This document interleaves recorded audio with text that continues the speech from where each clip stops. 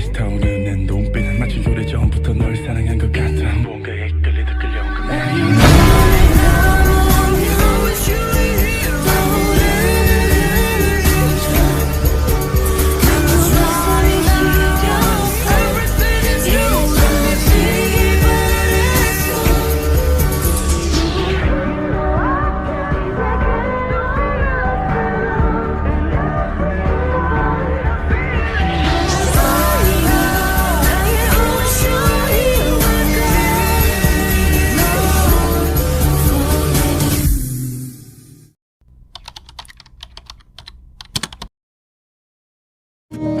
And I'll be gone, gone tonight. The ground beneath my feet is open wide. The way that I've been holding on too tight, with nothing in between.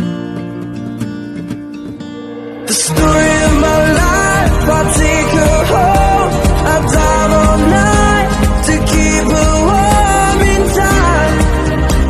It's frozen.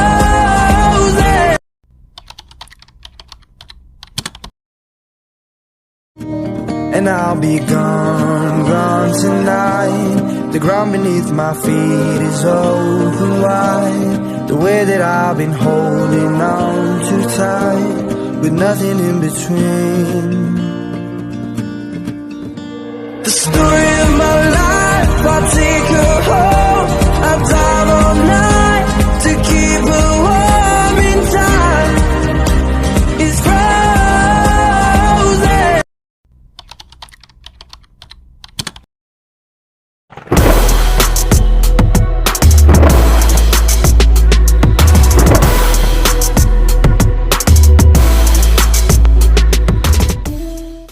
Assalamualaikum warahmatullahi wabarakatuh. Selamat datang di podcast KKN UIN Salatiga kelompok 119 di Desa Lebak, Kecamatan Beringin.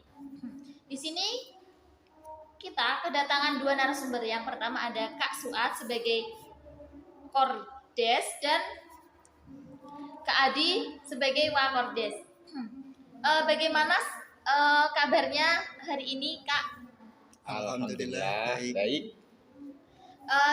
Kali ini kita akan berbincang-bincang seputar KKN selama KKN di Desa Lebak. Bisa saya mulai? Baik. Saya pertama akan bertanya kepada Kak Adi. Kak Adi, bagaimana kondisi sosial masyarakat yang ada di Desa Lebak? Nah, untuk kondisi sosial masyarakat di Desa Lebak itu sudah baik karena di mana di sana itu masih mempertahankan nilai-nilai tradisi yang sudah ada sejak dulu, seperti contoh kegiatan-kegiatan tradisional yang ada di sana. Untuk masyarakatnya itu pekerjaannya apa saja, Kak Suat? Untuk masyarakat Desa Lebak itu mayoritas pekerjaannya itu tani, sebagian besar itu malah tani. Yang kedua ada yang wirausaha, wira swasta, dan ada juga yang sebagian itu ada yang merantau di luar Desa Lebak. Iya. Untuk di Desa Lebak itu ada potensi apa saja? Untuk potensi di Desa Lebak itu ada banyak. Yang pertama yaitu potensi pertanian, di mana di Desa Lebak merupakan desa yang letak geografisnya itu di wilayah pertanian.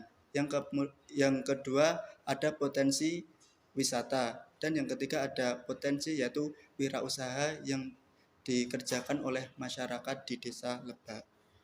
Untuk program kerja selama KKN itu sudah melaksanakan program kerja apa saja di Desa Lebak? Untuk program kerjanya itu kami dan teman-teman KKN itu mengikuti dulu apa saja kegiatan yang ada di Desa Lebak itu. Ya seperti PKK Desa, PKK Dusun, Fatayat, Muslimatan, dan seperti Posyandu, RT-nan, dan ya itu. Apakah terdapat kesulitan yang dihadapi mahasiswa saat melaksanakan program kerja?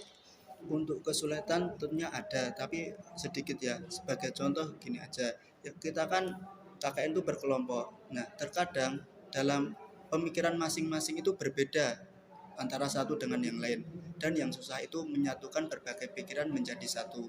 Yang kedua itu banyak kegiatan-kegiatan yang bersamaan. Jadinya itu kita sulit untuk membagi kegiatan mana yang mau kita ikuti. Itu sih kesulitan-kesulitan yang kita hadapi. Lah, mahasiswa sendiri itu bagaimana tanggapannya dan solusi untuk menghadapi memecahkan kesulitan yang dihadapi selama KKN? Nah, untuk pemecahannya itu kita melaksanakan diskusi bersama untuk menentukan kegiatan mana yang mau diikuti maupun musyawarah mengenai apa sih yang mau kita lakukan untuk hari kedepannya maupun hari yang akan dijalankan. Selebihnya untuk mengenai kegiatan yang bersamaan itu kita dijadikan kelompok-kelompok kecil yang mana agar kegiatan itu dapat kita ikuti semua. Eh, Apakah KKN Win Salatiga mengadakan program kerja yang berkolaborasi dengan masyarakat yang ada di desa? Untuk itu ada berkolaborasi dengan masyarakat, seperti kemarin itu ada Isra Mi'raj yang didatangi oleh siswi dari RA, MI ataupun SD. Yang kedua itu ada kemarin mahasiswa itu mengadakan pembuatan nugget dari jamur tiram. Nah itu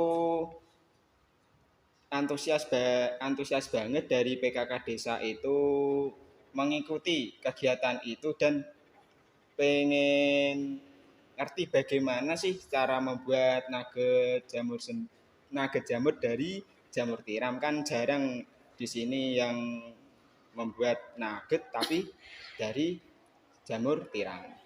Untuk organisasi apa saja yang masih aktif di Desa Lebak, Kak Adi? Untuk organisasinya itu ada banyak. Sebagai contoh yang pertama itu ada GP Ansor, ada Fatayat, ada Muslimat, juga ada PKK Ibu-Ibu Desa Lebak, ada PKK Dusun, terus ada kumpulan remaja Karang Taruna. Tetapi untuk Karang Taruna itu tidak semua di Desa Lebak ada, cuma ada karena mayoritas dana banyak yang merantau ke luar Desa Lebak. Tadi kan sepertinya ada potensi wisata ya di Desa Lebak. Lah itu apa saja wisata yang ada di sana? Untuk wisatanya itu ada Curug Gamelan. Itu terletak di Desa Lebak, Dusun Rangkulon. Nah, dulunya itu sudah aktif, tapi sekarang dari pihak desa itu katanya itu kurangnya perawatan dan pengelolaan di wisata tersebut. Kak Adi, bagaimana potensi usaha yang ada di Desa Lebak? Untuk potensi usahanya itu juga sangat besar. Yang pertama ada potensi wisata yang sudah tadi dijelaskan, ada potensi dari wirausaha maupun dari potensi dari pertanian itu sendiri. Wirausaha apa saja yang diminati oleh masyarakat Desa Lebak? Untuk wirausaha di masyarakat Desa Lebak itu yang pertama pembuatan tempe, pembuatan keripik tempe, dan budidaya jamur. Sebelumnya kita mengunjungi tempat UMKM 3 tersebut. Jadi kami itu di sana juga bagaimana cara pembuatan awal tempe ke jadinya kedelai ke jadinya tempe. Yang kedua itu bagaimana cara membuat log jamur. Jadi pertama bagaimana